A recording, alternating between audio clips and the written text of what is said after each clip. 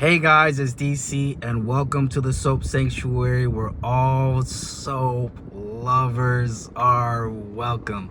I'm gonna try to do a little bit of a tidbit of my thoughts on Beyond the Gates so far, because if I try to do another video after this, it's gonna be probably extremely long. There's just so much to go into. I'm currently in finals week, so I am managing through, guys. I've been super duper busy. August, I'm approaching the third year of my master's program, third and final year of my master's program. I cannot believe it, y'all. Can y'all believe it? Oh my God, yo! And then in the fall, that same fall, that's starting off the third and final year of my master's program, I will be submitting my applications for my PhD program. So, yonke, oh my God. It's been busy, guys. You guys have kind of been a little bit on that journey with me a little bit, in a sense, in some ways, right? So, yeah, it's been busy, guys. We're seeing real clients, having real therapy sessions this semester, and it is beautiful to be able to help people. So, back to Beyond the Gates. That's probably the only soap I've had time for. That's why I had to drop B&B from my lineup. I do not have the time anymore to watch 4 soaps. In between sessions, notes, classwork, work itself, right? So it's a lot. And then, of course, trying to maintain a social life, too. That's something I'm really trying to be intentional about.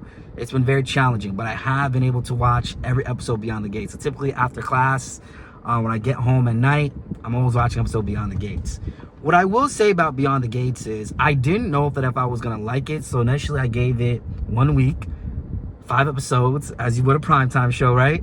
Then I gave it 1 month, and I'm like, I like it. So every 2 months I keep renewing my time with Beyond the Gates. And I'm actually really impressed with the show. I think a lot of people are struggling with Beyond the Gates because Beyond the Gates is very character development more so than the other soaps. So they're really taking their time telling a story. And I think a lot of viewers are not used to that. So it becomes very monotonous or boring, to say the least. But I'm actually really enjoying Beyond the Gates. I'm enjoying the dynamics we're seeing the characters go through. Even I think it was just last week seeing Nita tell Vernon, I don't want to croak out on stage. I don't want people to know me as that, and the legacy of the work of what I do. And we're starting to understand how important her legacy is. And we're all trying to leave a legacy in a lot of ways. I think what Beyond the Gates is that these feel like real people that you kind of know in everyday life. Man, I gotta shave this porn star mustache. But we see a lot of I see a lot of myself in a lot of these characters. And these just feel like people I know in real life that just happen to so have a little bit of money. What I like about this show is Beyond the Gates is nobody feels like they're the essential main character. It feels like a truly ensemble cast. There is no Dupree Enterprise. There is no Hamilton Enterprise. There's none of that crap. I'm happy they took that out. What I also appreciate about this show is that, oh, whoops, whoa, my thing's shaking. What I appreciate about this show is that you see all the different types of relationship, even with Martin and Smitty, which there's been a lot of melee. I've seen comments on the videos about Martin being a narcissist. I really wish people would stop improperly using that word. Martin is not a narcissist. Martin is not a narcissist. He may be insecure. He may be a little controlling. He's really not a narcissist.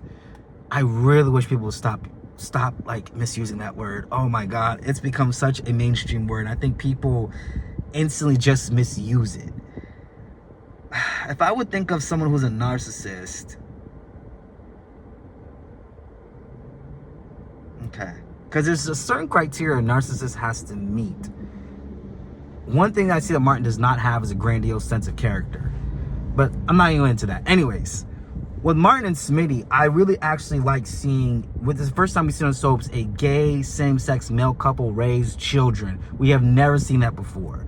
I know there's been a lot of comments on other videos about Martin being with a white man, and not gonna get into that.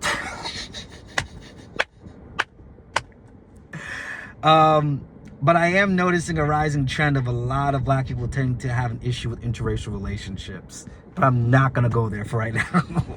And this is coming from someone who's only been in relationships with black people. But anyways, that's not the point of this video. But what I appreciate about this show is we're seeing a lot of different aspects of relationships. We're following these characters, and I feel like these characters have actually become very relatable people. Like, Anita is not written as a Tracy Quartermain or as Alexandra Spaulding.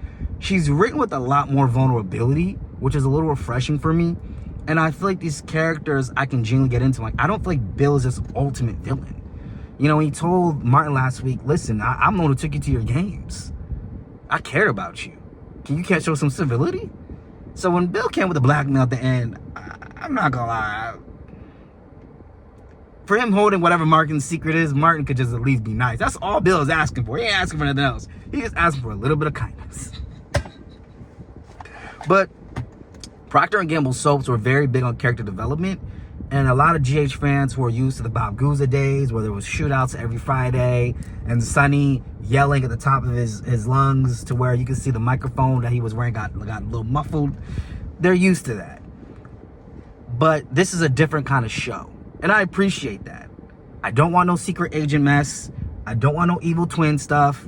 I don't want none of that. I want this to be kind of like how I see Hollyoaks and the British soaps or some of the South African soaps. I want it to be written like that, with that level of realism. Because I think the moment you go away from that, the moment people who are joining the soap world will stop taking the show seriously. But I can appreciate that this show, the writing, I mean the storylines. I mean, a lot of people didn't like when Anita and Danny and Naomi were on the stage, but it's those little moments that made soaps what they were from back in the day. And I can appreciate things like that. It's P&G soaps have a way of giving you soap opera but after school special at the same time. But that's how you connect with characters. So this show is very reminiscent to me of All My Children. But I appreciate that they're taking the time to write these characters out and make them like real people. You know, you look at Martin and Smitty. For a lot of gay men, we are trying to figure out, a lot of them are trying to figure out how to structure their relationships, because, you know, heterosexual relationships already have the model, man and woman. And even though no matter how modern the relationships are, there's still sometimes a presumption of gender roles there. But in a same-sex relationship, what are the gender roles when you guys are both the gender? Right? How does that look? We've never gotten a chance to conceptualize that, right? And so they're touching on very interesting aspects. We're looking at Anita, and what do you do after you've left your legacy on this earth? Are you done all that you can for the generations after you, right? We're hearing a more older perspective, right? Then we're looking at Bill. Then we're looking at also Danny, right? What is it like for you when you built your whole life on a relationship and now the relationship is gone? What happens then? The man that you made the center of your world is no longer there anymore. So now what happens to your world? We've watched her world crumble, but we've also watched Danny slowly pick up the pieces and redefine what her world is. Isn't that something? We're also watching Eva go through this process of, she had this scheme with her mom, which there's no loyalty amongst thieves, right? There's no honor amongst thieves. So now she's shocked that her mom is really this evil, blatant person, and that Ted and Nicole don't seem to be the people that she thinks they were, right? Because Eva this whole time was seeing the Duprees through the eyes of her mother's trauma, through Leslie's trauma. But then what happens is when you take those glasses off and you put on another pair, and now you get to see things in a totally different perspective, then what happens? So this show is touching on so many points, man. I can go into so many of the character analysis elements here of the show that are there if you really look into it. Because, you know, I'm always looking at the deeper meaning when I'm watching a soap. I'm not just watching a show just to watch a show to be entertained. And I think most soap viewers kind of are, and so it's a little bit different for the GH viewers. But I think so far the Gates is doing, honestly, a great job at this writing. Great job. GH and the Gates, they're doing their jobs. They're doing jobs. And what I like about the Gates is since everybody's black, now we can just focus on the story.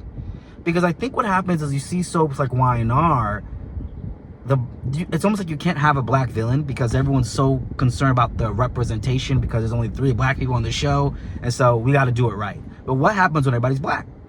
Now it's fair game. Now we can just write a story. right? We don't have to worry about representation. It's kind of like when I watch Hollyoaks. Hollyoaks is a lot of LGBTQ characters, to where I no longer care now about representation. I can just tune into the show, right? And I think those elements are important. It's very, very important to see that. But anyways, guys, this is my little quick touch-up, post-up review of Beyond the Gates, guys. I've actually got class in a little bit, so I've got to get going. I got a busy day ahead of me. This is finals week, and then we have 1 week off, and we're back in classes again, and internship and clinicals and all this jazzy face stuff. So it's a lot, guys. It's a lot. But I love what I do, and I'm happy with what I do. So it's been good to keep me busy. It's been good. It's been good. And it's good to reconnect with my Soap Sanctuary fam, guys. It's good to reconnect with you guys. So if this is your first time watching my channel, I have to say this more. Please, what is it? What do they say on YouTube? Like, comment, share, and subscribe. You know? If you enjoy the content. If you don't, that's okay too. I'm not going to be for everybody. Anyways, guys, I'll see you guys in the next one. I'm out.